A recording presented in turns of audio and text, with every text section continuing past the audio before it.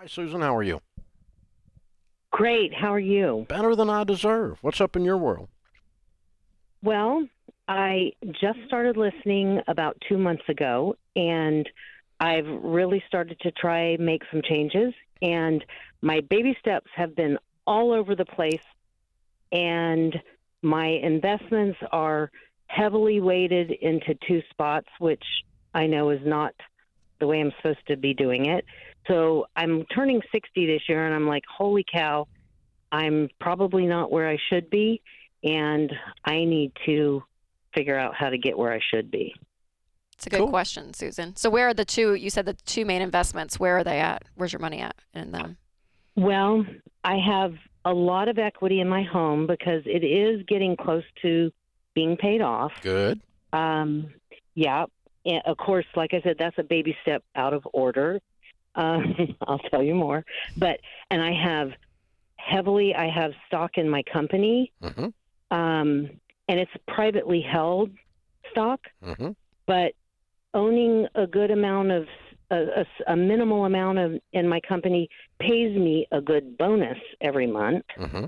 Um, so it's it's great. My stock has more than doubled in the 3 years I've owned company stock, Mm-hmm.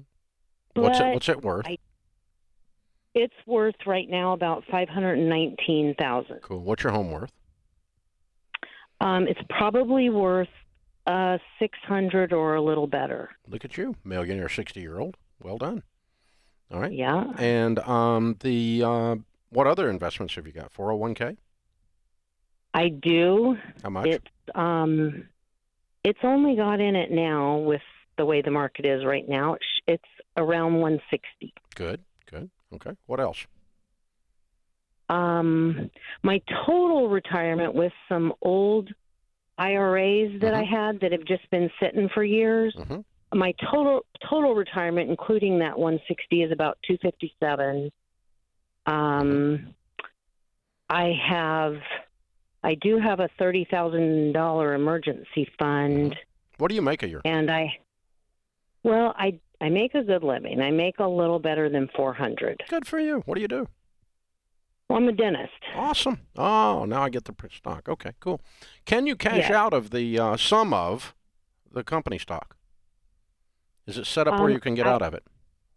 at some point, they will have when they have, they only offer that at certain times. So Mm-hmm. um, there's none coming up right now, but I think there will come a time, maybe in the next year or so, Mm-hmm. that I might be able to. Yeah. Okay. So here's the thing.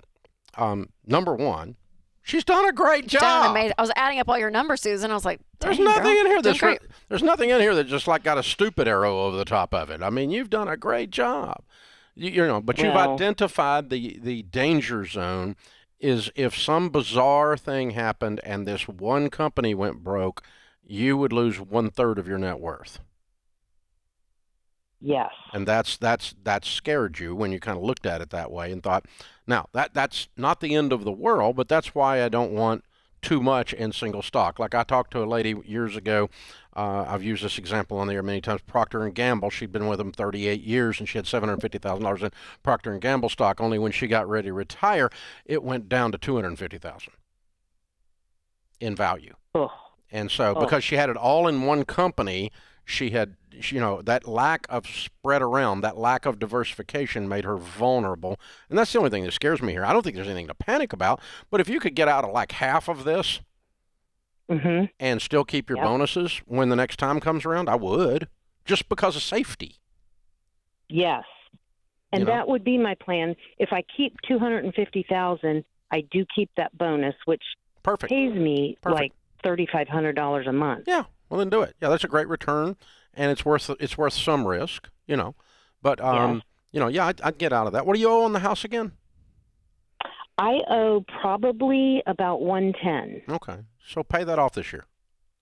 Yes, I do have one other thing. You're gonna probably like fall off your chair because I told you I'm turning 60. I still owe 45,000 in student loan, Okay, that would be but you would be like a normal dentist. Warning to you, young dentists. Okay, you're talking to a 60-year-old with still got her student loan debt. So I know, but I was 39 when I got out of dental school, so I was old when I got out. Okay, so here's the deal. What do you want to enter into when you're 70? I think if I were you, I would want to enter into zero debt, including my house, and not so much tied up in the dental practice. Right. And that's it. Do you have a plan for retirement, Susan? Do you have an age you're shooting for?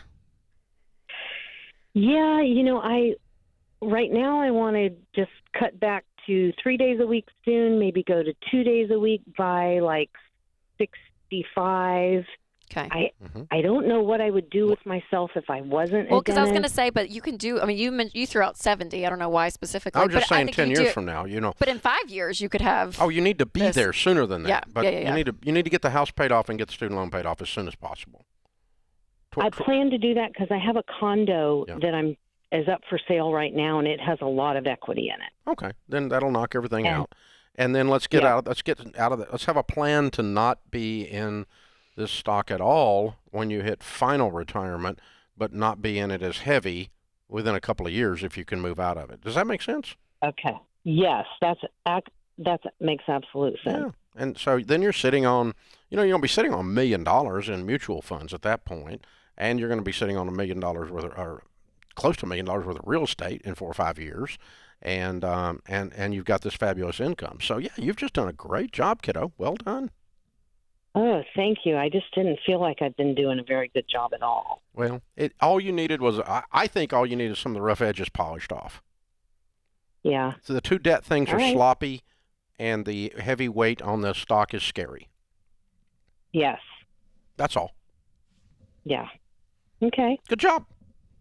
Thank you. Thanks for calling. Honored to have you as a It's so new funny listener. how much is just perspective. Because when you're sitting in it and she's like, I'm overwhelmed. I have all these things. And I feel like, oh, gosh, I still have that. And you look at the big picture when you're out of it to be like, well, no, here's the puzzle pieces. And it's pretty simple. So the perspective of money, that's what's helpful to always have someone else in your life to kind of speak into it.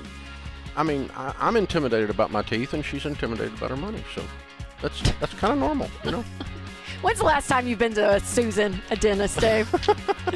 Just the other day. This is The Ramsey Show.